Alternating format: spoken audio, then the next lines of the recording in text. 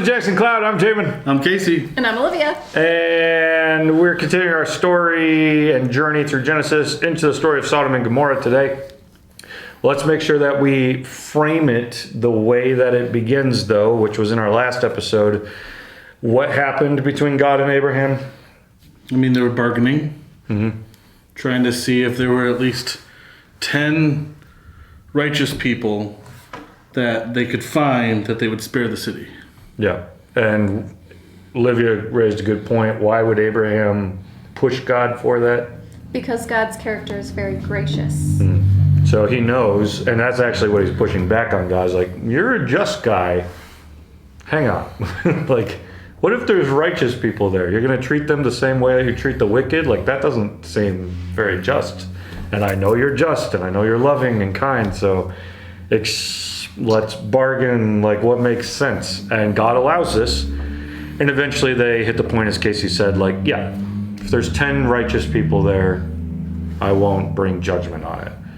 Which, let's phrase Sodom and Gomorrah that way, because we don't know how many people lived in Sodom and Gomorrah. Like, 10 people, it's at least a city, so it's like a bigger population. I've seen estimates online between, 600 and 500,000, so take that for what you will. We don't know. Where'd you get that from, like the Yahoo answers? Well, I mean, both of them were untrusted Okay, sites, all so I right. have no idea. It doesn't matter because 600 to 500,000 is a very huge gap. Either way, let's say there's even 100 people there. That's pretty safe. Then we're saying like 10% of the population, Right. And I doubt it was that small. Either way, God is apparently very gracious because He's willing to let a city where He knows just how bad it is. He's willing to let it continue if there's even a chance of righteous people there. So before we just like, oh, God's all fire and brimstone, let's make sure we've contextualized this passage based on how it starts. God rarely brings about judgment like this in the Bible, almost never. And so we need to recognize that this is a strange passage compared to the way in which God usually carries out His ways.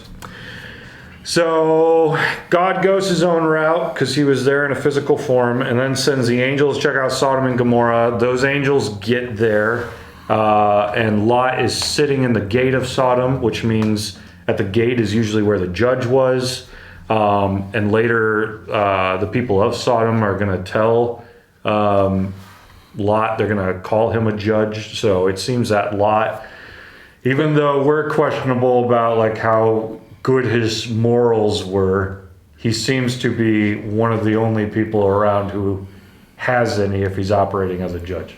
The question, I'm confused why judges were at the beginning of cities. Like, why were judges at like the gates of a city? The gate was similar to like a civic or community center, and the citizens often did business there. It's where the elders sat, public meetings were held, legal disputes were adjudicated. Okay. And I quoted all those things because I don't use words like adjudicated. You didn't think I'd have an answer, did you? I mean, that was just Yeah, it's a cultural thing. In their time, like that was the area. We think of the courthouse downtown. For them, they think of the city gate. So Lot may not be the greatest guy based on some of the things we're about to see him offer and do, but at least in comparison to the area, he represents some kind of form of caring about living better, like, because he's someone who should be making judgments when people come to him for answers. So he sees the angels, he runs to them, and immediately you get the impression that this is not a safe place. He says, please turn aside to your servant's house, spend the night, wash your feet. Abraham did something like that. So very hospitable culture. Like, that's nice. so he was entertaining angels? entertaining angels by the light. Yes, so he invites them over, which sounds like just very hospitable. Welcome to town. Come stay at my house. And he's like, then, after you've done that, you can rise up early and go on your way. And the angels respond, no, we'll spend the night in the town square. And then it says, but Lot pressed them strongly. So they turned aside to him and entered his house. Why is Lot pressing them so strongly?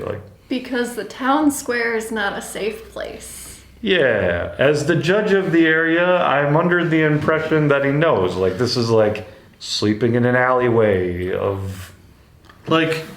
So to picture this, I'm like, the picture that I'm getting is like when the sun goes down, the purge starts to happen. That's maybe a good image of Sodom and Gomorrah, right? That's what I'm thinking in my head of just like everything going crazy wild. Mm-hmm. Like when the sun goes down is like the 24-hour clock begins, Yeah. Well, there almost seems to be like urgency in his voice. Like, you don't know what comes out when when the sun goes down. And him saying he pressed him strongly, like, come to my house. He presses him strongly. It's actually the same phrase that's going to be used when like these people are pressing strongly on the door to get inside. So like there's these Hebrew overlapping phrases of there's a reason I'm forcing or forceful. And it makes sense that the judge of the area would be the one who's like, no. You gotta. All right, so Lot brings him over, and before these angels lie down, go to bed, the men of the city, the men of Sodom, both young and old, all people, to the last man, surrounded the house. That's a very intense statement, right? Why do they say men 3 times? I would say that part of the reason we have like this overly redundant statement, because we just said the same thing like 4 times, is because we're trying to make clear there are no righteous people here. Everybody showed up. Everybody's here to like rape the angels or watch or something atrocious. Like the whole place is as bad as it sounded like it would be. And Lot knew this, right? Like, you got to come stay at my house. You don't want to be out when the sun goes down. And so this is why, because this is how this city behaves, which is a very, like, it's startling, and it's supposed to be.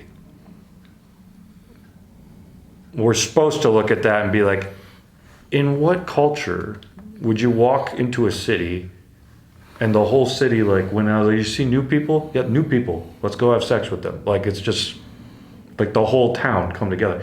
If that seems startling or weird or absurd to you, it's on purpose. Like, the Bible wants you to understand, like, just how wicked this area has become. Now, yes, you do have, I think part of the reason it does push back on the reason that there's men here 3 times is because they are going to say, like, bring them out that we may know them. And know in the Bible, that's a very, in the Hebrew especially, know is a very, can be a very sexual word, right? We know is to, like, Adam knew his wife, things like that. And since Eden is framed, order, we've done a few episodes on order in the Bible.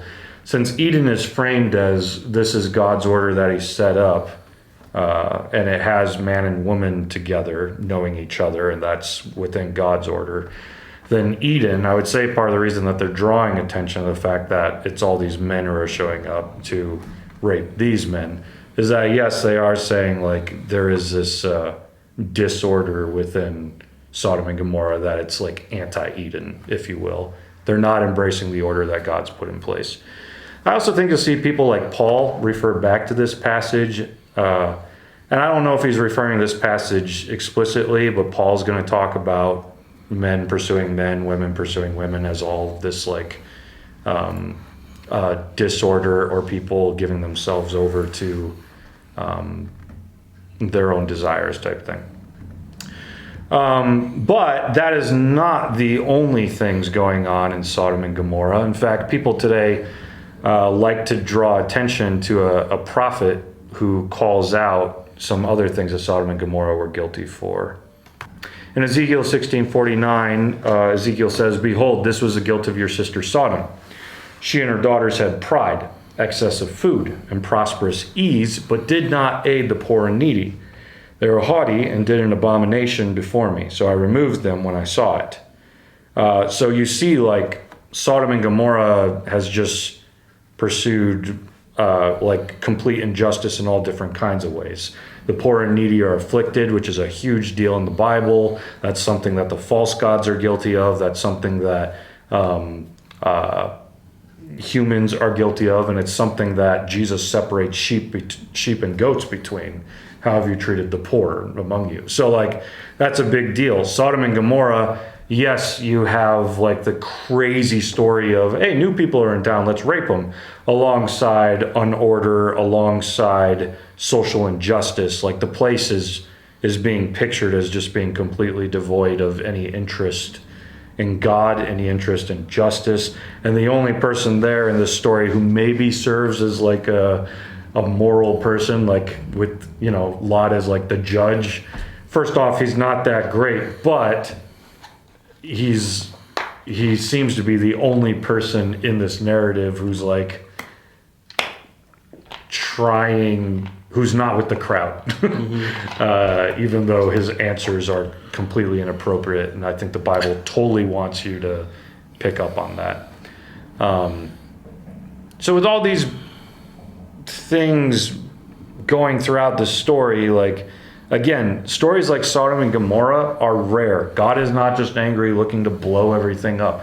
God is hopeful that things will turn around. God has trust in his righteous people. God is interested in protecting righteous people. But the verse that we quoted, the favorite verse of the Bible, right? God is loving, compassionate, slow to anger, but of course he cares about justice. Those things have to go hand in hand. Can you really love someone if you don't care about justice? There's a question to consider. Right. Because the Bible, like the whole way through, is always asking God about justice. Like, why is this happening to us? It's not fair. Don't you care? And God's answer is, yes, I do care. And sometimes he carries out justice in extreme, rare circumstances like this. But often the ultimate example of justice in the Bible is, you just need to wait. I will deal with everything in time. And that is the end of this age and the beginning of the next. That's when the lake of fire is pulled out and all of Hades is emptied before God's throne. That is the ultimate Sodom and Gomorrah moment of justice, where God says, okay, you have hurt my children, you have martyred my Christians, and I let you get away with it. I was gracious and slow to anger. Today is the ultimate day where everyone's going to have to own up. And those who partner, have given their lives to follow Jesus are welcome into heaven, whereas everyone else who's just like, no, forget all that. Like, we don't care about you, God. We're not going to pursue your character or anything like that. That's like the ultimate, like, okay, then, the lake of fire is the end of you. And that's a whole nother thing we'll get in sometime. For me, hell is not like eternal torture. It is like complete ending, because that's what it is for spiritual beings. That's what it is for the human beings as well, who are not immortal. So, well, we do ourselves an injustice when we balance all of our attention on passages like this. Passages like this are supposed to stick out and get our attention. The Bible's going to reference it plenty. But passages like this are not supposed to become the way that we think of God in full form, just like angry, bloodthirsty, ready to... So this is the exception, not the rule. Yes. Right. It is a intense exception, and for that reason is mentioned a lot in the Bible. But this is also uncharacteristic of how life usually goes.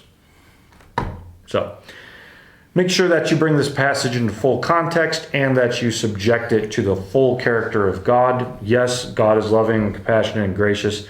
Yeah, he also does care about justice, and in extreme circumstances, might have to do extreme things. With all that being said, you know the drill.